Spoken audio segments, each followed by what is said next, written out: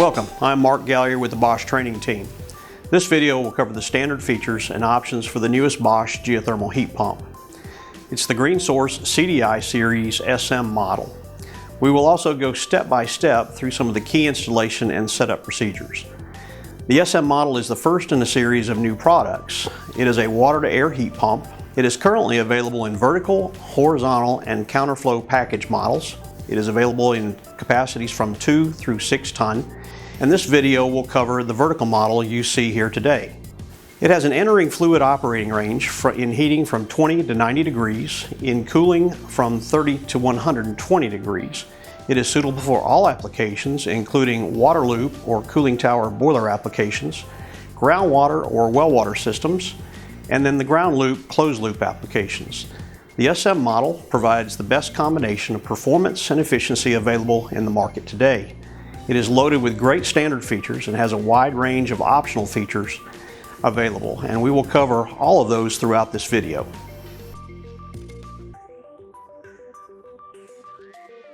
First thing we'll do is unpack the unit. When you get your new SM unit, you will notice the improvements that have been made in the packaging to help reduce freight damage. The first step is to cut along the upper dotted lines on all 4 sides of the cardboard box.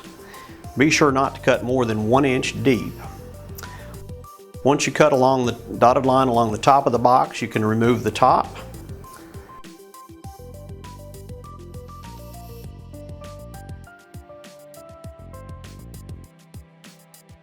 Next, cut along the dotted lines on the bottom, then lift the outer cardboard sleeve off of the unit.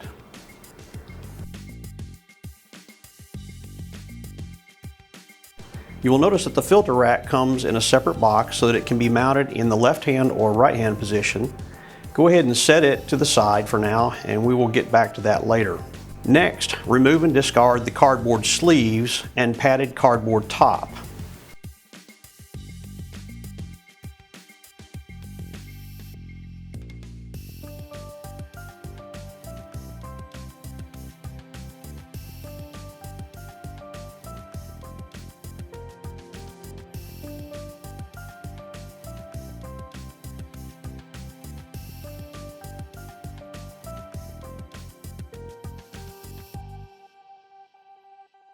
Once you do that, you can remove and discard the plastic bag that covers the unit. You can set those aside for now, and then remove and discard the brackets securing the unit to the pallet. There are 4 brackets, 1 on each corner, with 4 screws holding each bracket. Once you remove the screws and remove the brackets, you do not need to put the screws back into the unit. There will be corner protectors that will be installed on the unit before it is set into place. Then once you do that, carefully remove the unit from the pallet, and it is ready to go through the conversion process at this point. Now that we have the unit unpacked, let's take a look at some of the cabinet features. As you can see, the SM model comes with pre-painted white panels for a clean appliance finish. One of the key new features is the convertibility of the cabinet. The vertical unit comes shipped with a left-hand return air connection and a top supply air connection. It can be field converted to right-hand return air connection in just a few easy steps, which I will cover in detail. It can also be converted from top supply air connection to a back supply air connection or a side supply air connection, which I will also cover in detail. The horizontal units must be ordered either left-hand or right-hand return air connection and is not field convertible. The unit is shipped in the end supply air configuration and can be field converted to side supply air connection. The counterflow models are dedicated left or right-hand air return air connection and bottom supply air connection and are not field convertible. Other cabinet features include corners that have 45-degree angles. Corner covers are shipped in a separate bag and will be installed right before the unit is set in place. Another feature is that there are no visible screws. A cupboard called the belt can be easily removed using a small screwdriver inserted into a slot to release the catch. Screws can now be accessed to remove the panels. Access panels have handles for easy removal. The water connections are located on the side of the unit so that they do not have to be relocated when converting the unit from left-hand return air to right-hand. The condensate drain connection is located on the corner panel. It is connected to the internal drain with a barb type of fitting and can be easily relocated during the field conversion. Something else that is new is an LCD display located on the blower access panel that will display any faults that may be present while the system is operating.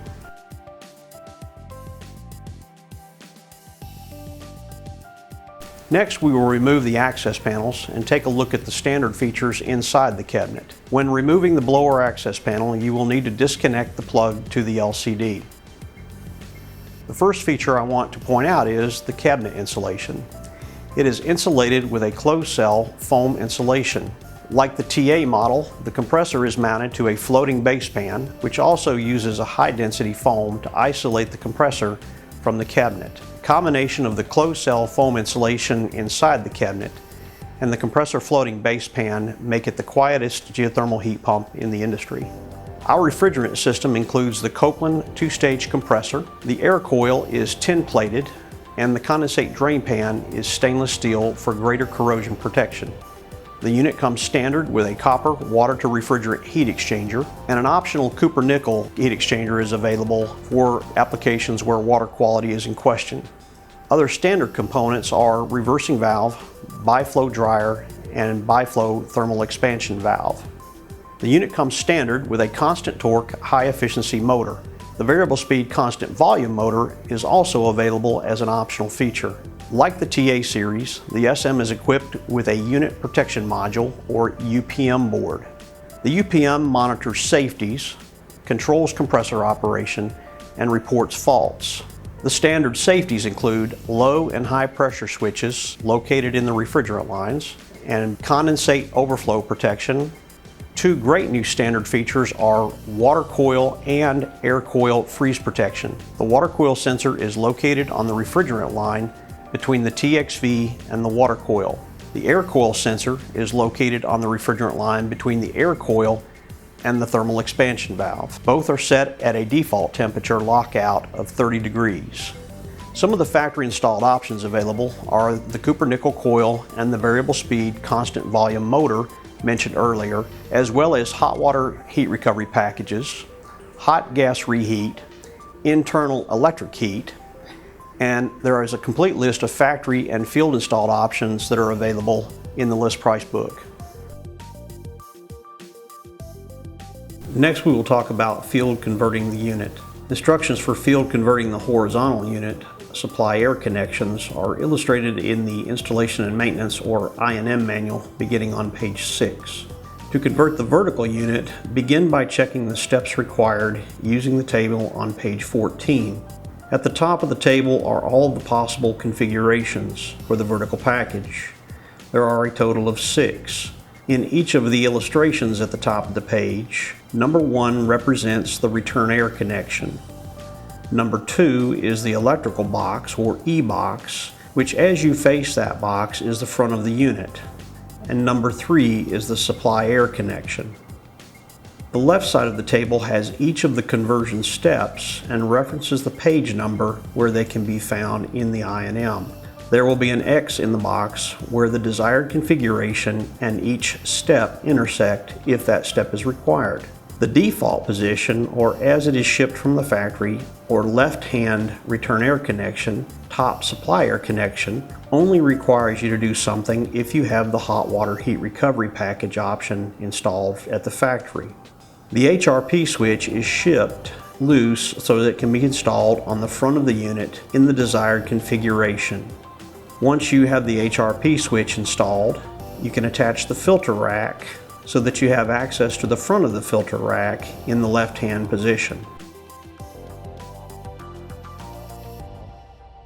At that point, you are all set and ready to install the corner protectors and put the unit in place. One of the most common field conversions will most likely be from left return air connection to right return with top supply air connection. There are 4 easy steps of instructions for a unit equipped with standard features. We have a unit that has factory installed HRP, so that will add a set of instructions.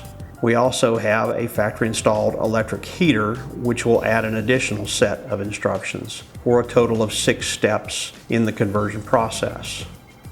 In the first set of instructions for converting from left hand to right hand, all of the access panels should be removed to access the internal components. The second set of instructions is the EBox Reconfiguration, from the front of the unit in left hand to the front of the unit in right hand position. Simply remove the front cover from the EBox.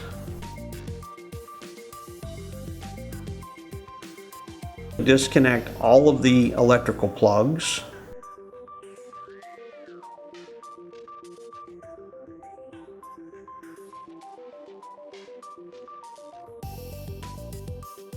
Remove the two screws from the base of the EBox. Remove the EBox from the cabinet.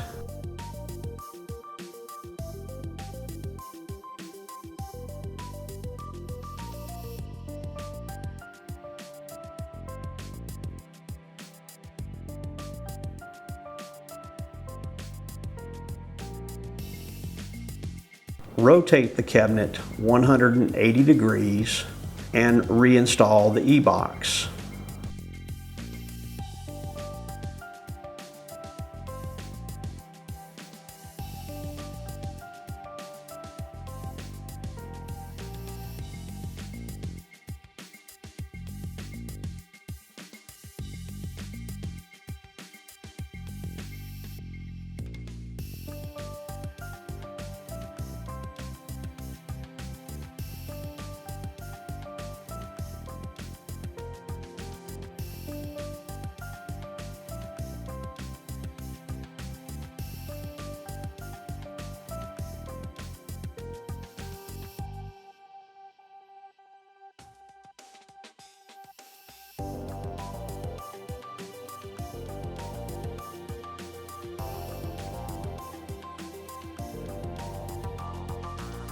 Because we have the internal electric heat option installed on this unit, there is a third set of instructions that will need to be completed, and that is the relocation of the electric heat components.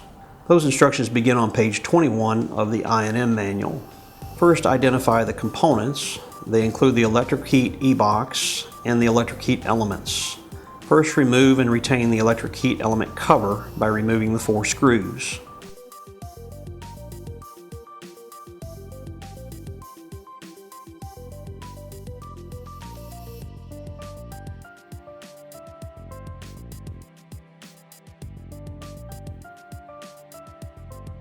Next, disconnect the high voltage wiring at the electric heat elements.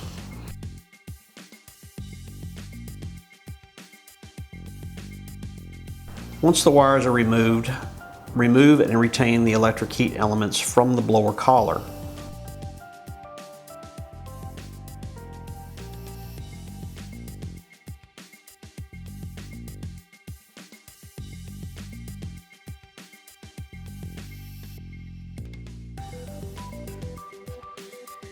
Once the elements are removed, disconnect the main electrical EBox plug that is located just outside of the heater EBox in the blower compartment. Once that plug is disconnected, remove and retain the electric heat EBox by removing the 2 screws in the side of the box.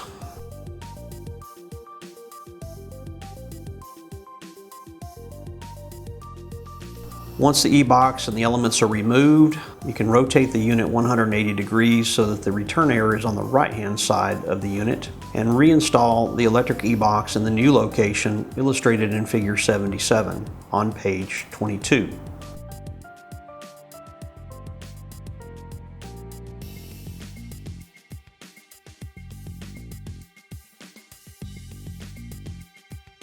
Remove and retain the blower collar covers shown in figure 78 on the front of the blower collar in the new position. Reinstall those covers in the openings on the opposite side or the original side of the blower collar. Once that is done, reinstall the electric heat elements in the new location, ensuring that the high temperature cutouts are located on the left side.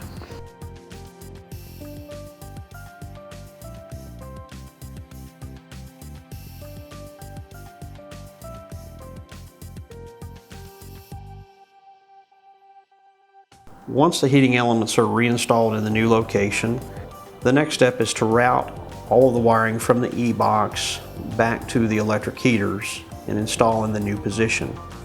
Connect the wiring harness to the connector on the side of the electrical EBox, and then reconnect the high voltage wiring from the EBox to the heating elements, matching wire number to the terminals as shown in figure 81 on page 23.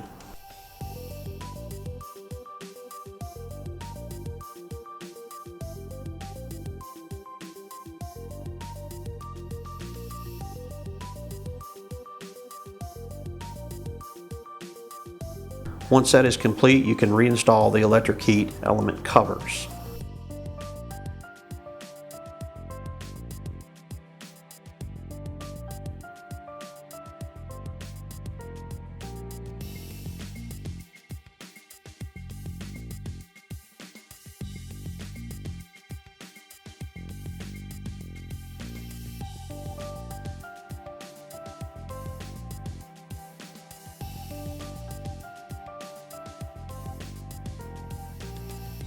The fourth set of instructions in this conversion is the condensate drain relocation. So when configuring from left hand to right hand, we have to relocate it from the front left as you face the front of the unit in left hand to the front right as you face the front of the unit in right hand position. The fifth set of instructions is for the HRP switch, and this is only needed on the units with factory installed hot water heat recovery packages as we have on this model. The disconnect switch is shipped loose inside the unit EBox, and it can be connected to either the front right corner post or the back right corner post when converting it to right-hand return. From the inside of the unit, remove the two wires connected to the HRP pump disconnect switch. Identify a rectangular knockout and remove it on the right front corner panel in the right-hand position. Install the HRP switch into the knockout and reconnect the switch wires. And then the sixth and final set of instructions is to reinstall all of the access panels. At this point, the unit is now ready to be placed in the right-hand return air, top supply air connection configuration, and the corner post protectors installed.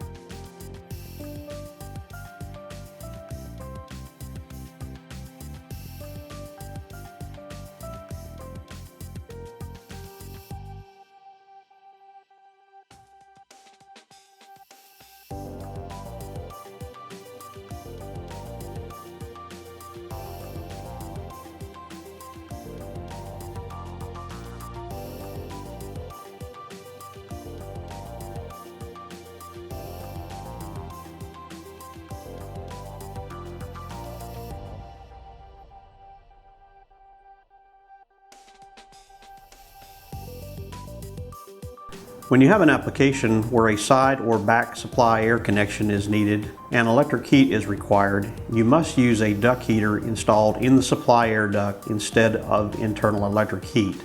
This also applies to the horizontal model when converting from end to side supply air connection.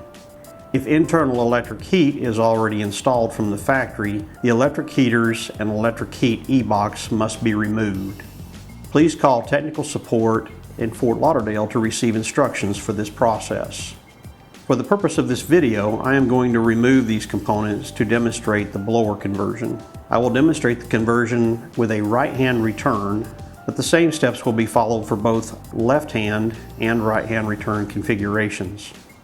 The first step is to remove all of the access panels so that you can easily get to all of the components. Then remove and retain the diagonal support brackets on the front and the back sides of the unit so that you can have easy access to all of the components.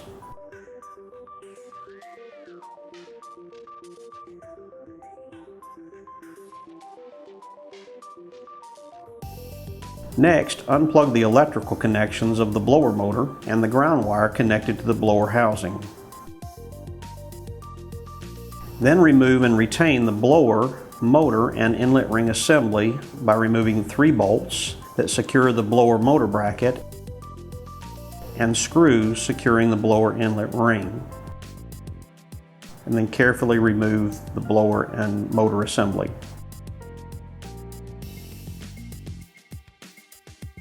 Once this is done, take a scrap piece of cardboard from the unit packaging and place between the blower and the air coil so that it cannot be damaged during the blower conversion. Next, remove the screws on both sides of the blower, securing the vertical blower bracket to the horizontal support.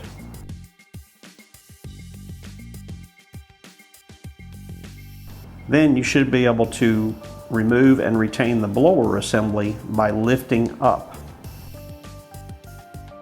Remove and retain the vertical brackets from the blower by removing the 4 screws, 2 on each side of the blower.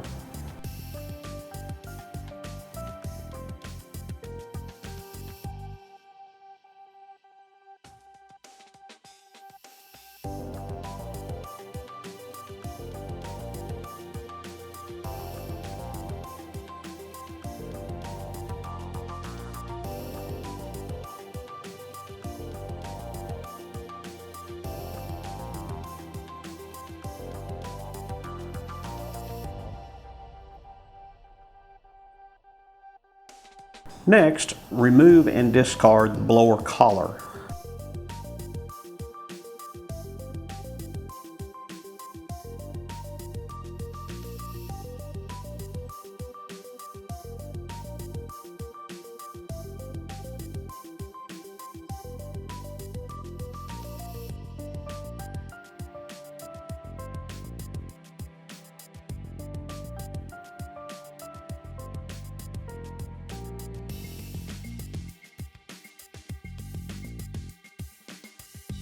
Then remove and retain the side panel blower opening cover by removing the 6 Phillip head screws, also illustrated in figure 53 on page 17.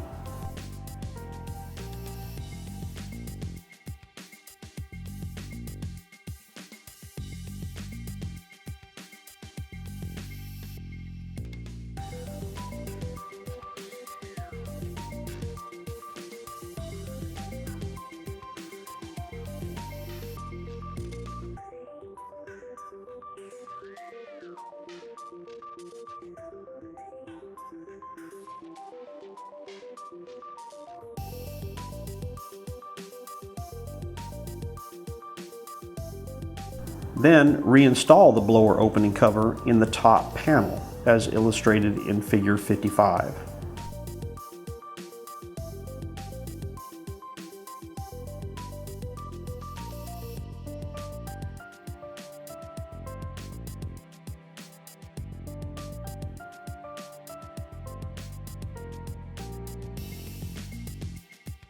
Next, if you're converting to back blower connections, you would remove the horizontal blower support brackets by removing the 4 screws and relocating the brackets to the back of the unit. But in this case, we are installing the blower in the side supply air connection, so this step is not needed. Reinstall the vertical brackets in the new orientation. You can see this illustrated in figure 59 on page 18.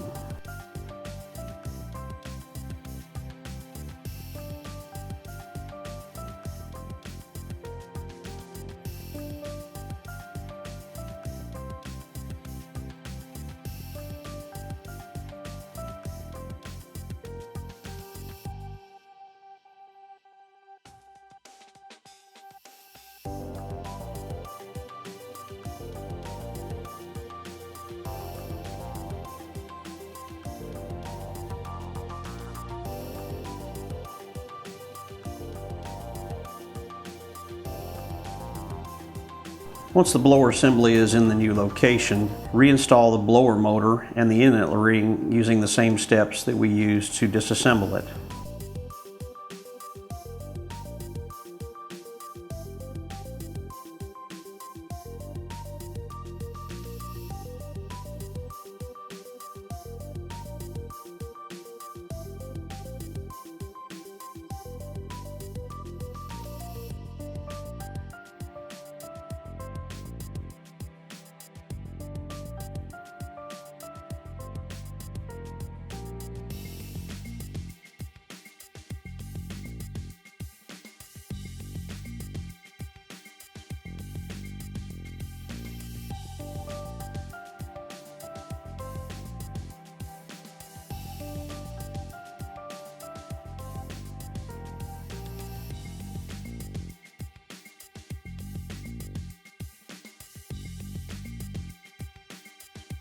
reconnect the blower motor electrical plug and ground wires.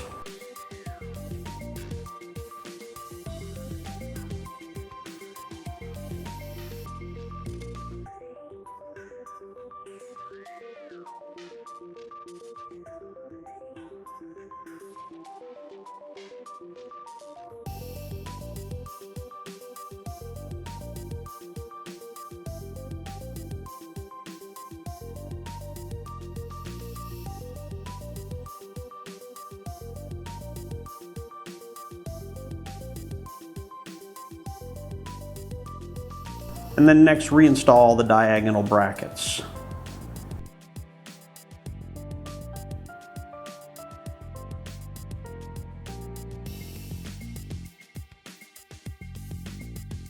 Once the diagonal brackets are reinstalled, the blower relocation is complete. If all our other steps are complete, you can now reinstall the panels.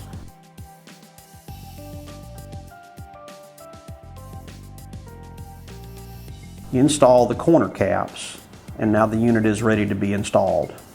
The corner protectors or corner caps are labeled. You can use the illustration on page 25 of the I&M to identify the location for each of the caps. You simply remove the adhesive backing and install each cap on the corners. That concludes our demonstration of field converting our return air and our supply air connections. The steps that we took included a lot of extra factory installed options, so there are many steps that we covered that you may not have to do in the field. So make sure you consult the installation and maintenance manual and follow the steps that fit your application. So once everything's complete and all the panels are back on and you've installed your corner caps in the return air filter grill, our filter rack in place. Well, there's one more thing you might want to do before you set the equipment in the mechanical room or where you're going to install it. There are duct flanges that are shipped in the folded down position, and they're manufactured what we call origami style, where you can simply take a hand seamer or a good pair of lineman pliers and bend those duct flanges into place. You just simply put your hand seamers up against the perforated section of the duct flange and bend it into place all the way around before you set it into place and make your duct connections.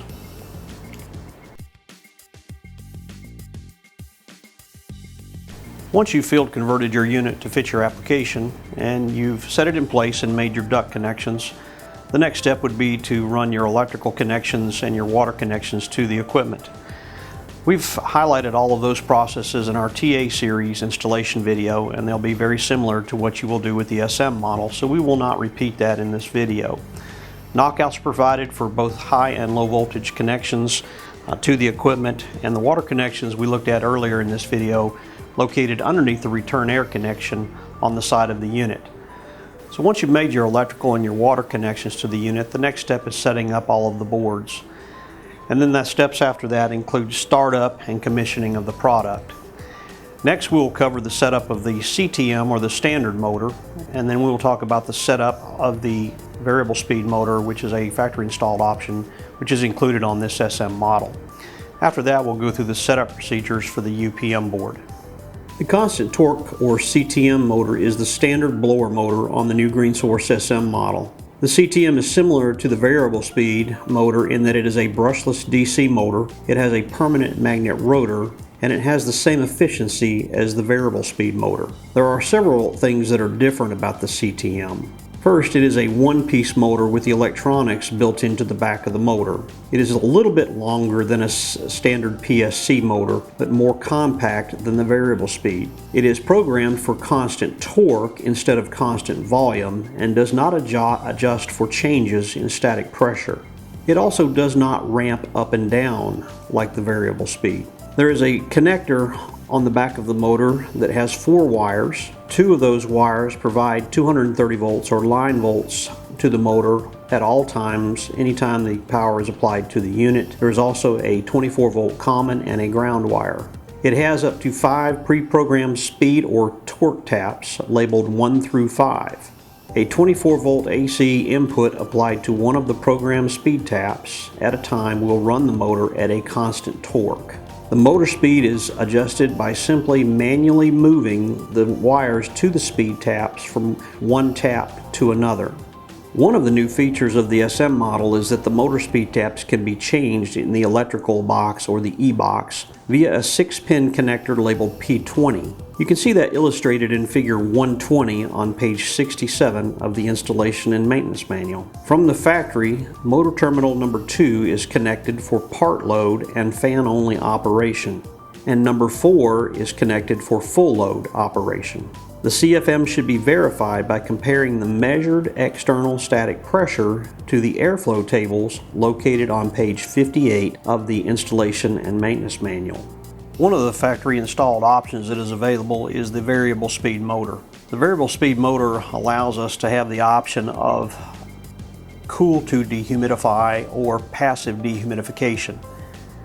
The variable speed motor has 2 connectors on the back of the motor module. There is a 5-pin connector with 3 wires running to it that provide line voltage to the motor anytime power is applied to the unit.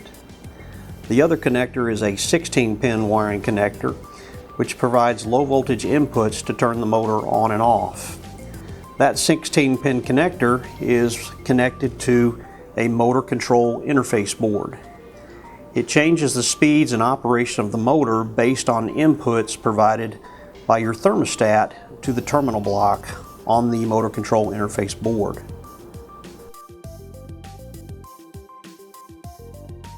If you have a model that is not equipped with variable speed but with the standard CTM motor, the low voltage terminal blocks will be made via a plug, very similar to the one I'm holding in my hand. If you have the variable speed model with the motor control interface, this plug is actually attached to the motor control interface board. So you can easily make your thermostat connections, and once you make your connections, you can plug it into the connector on the board. The green connector that plugs into the MCI or motor control interface is for dehumidification. We'll talk about that option. And then the blue connector is for your red and your common wires coming from your control. Over to the left of the thermostat block, you will notice several wires connected to the board. These are the outputs to the different components in the system. Right next to those wires is a row of LEDs. You have green LEDs and red LEDs, which will be illuminated depending on the mode of operation.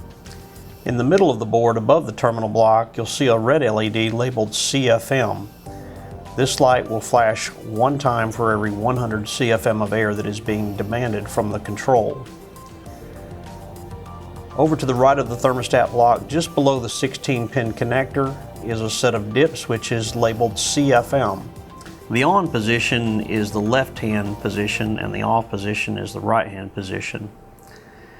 If you look at the blower tables on page 59 of the installation and maintenance manual, you can see that all of the SM models currently should be in the on position in position A. So dip switch A should be in the on position. Dip switches B, C, and D should be in the off position. But always consult the installation and maintenance manual for your model to make sure that is the correct positioning. Over to the right of that set of dip switches are 4 more dip switches labeled adjust. Here again, the left position is on, the right position is off. From the factory, the top switch labeled norm or normal is in the on position, which means you will get your nominal CFM listed in the blower tables on page 59. If you put it in the plus switch in the on position, that will increase the CFM by 15%. If you put the minus dip switch in the on position, you'll get 15% less CFM. There is also a test dip switch. When placed in the on position and given a fan call from the thermostat, the motor should ramp up to 100% of the CFM. Just below those dip switches is one additional dip switch for hot gas reheat. There are 2 different types of dehumidification, one which is passive, which we talked about a little bit earlier, so that you can operate with this variable speed motor when you have a humidity enabled control. The control will send a 24-volt signal to the board during a call for dehumidification, and while the unit is operating and cooling, it will reduce the CFM of the motor by up to 30%. The other option is hot gas reheat, which is not installed on this unit, and you should consult the installation and maintenance manual for the proper setup for that mode of operation. Next, we'll talk about the unit protection module, or the UPM board. The UPM monitors our safeties, controls compressor operation, and it reports faults. We talked about some of the standard safeties that are incorporated into the SM models. The new standard freeze protection for both the water coil and the air coil plug into the UPM at the bottom of the board. Just above where those sensors plug in is a set of 4 dip switches, and we'll talk about the function and where to set those dip switches before startup. Just above that set of dip switches are 2 resistors, one marked Freeze 1 and one marked Freeze 2. The sensors come default at 30 degrees, so if the water or air temperature reaches near freezing, the unit will go into a soft lockout when those sensors reach 30 degrees. On the water coil, if you're operating it on a closed loop system with glycol and you want to operate it below 30 degrees, you have to cut the resistor that is labeled Freeze 1, and it will reduce the cutout temperature to 15 degrees. Some of the other features of the UPM board include an anti-short cycle timer, which is a 5-minute delay on brake timer to prevent compressor short cycling. It also has a random start delay that ranges from 270 to 300 seconds. Also included in the board is a low pressure bypass timer. The compressor will be allowed to continue to operate for 2 minutes after the low pressure switch opens in order to prevent nuisance trips. There is also brownout and surge protection built into the board that monitors low voltage and will prevent the compressor from operating if the voltage drops below 18 volts or rises above 30 volts AC. Like the TA series, the UPM is equipped with intelligent reset. If any of the safeties open, the unit will go into a soft lockout. It can go into a soft lockout 2 times in a 60-minute period, and then the unit will go into a hard lockout. You can also set it to have 4 soft lockouts in a 60-minute period instead of 2 by moving dip switch number 4 to the left-hand position. Then once a unit goes into a hard lockout, that lock can be taken out of a lockout by resetting the thermostat. You can also set dip switch number 2 so that it takes a 24-volt power reset in order to bring it out of a hard lockout. So you have the ability to adjust this slightly using dip switches 3 and 4. Also, anytime there is a fault or a safety that has tripped and it is in a soft lockout or a hard lockout, we have an alarm output. It's located at the bottom of the board on these 2 open terminals. It's just a set of dry contacts. Anytime it's in a fault, it will pulse and open and close those contacts. You can also set dip switch number 2 from pulse to continuous, and those contacts will remain closed continuously during a lockout or a fault. Dip switch number 4, labeled test, comes in the no position. If you move it to the yes position and recycle power, it will shorten all of the time delays to 10 seconds so that you can diagnose problems without having to wait on the time delays to expire. For a complete list of all of the functions of the UPM board and all of the options available for connecting to your controls, please consult the installation and maintenance manual. Another great feature of the UPM board is an output from that board to the LCD display on the front of the unit. This allows you to see any faults that may be present on the board without removing the lower panel to look at the board itself. This concludes this video on the new SM model. We've covered some of the key features, a couple of ways to field convert the unit, and some of the setup procedures for a couple of the boards. Always consult the most current installation and maintenance manual for all of the setup information and installation information, as well as sequence of operation and maintenance.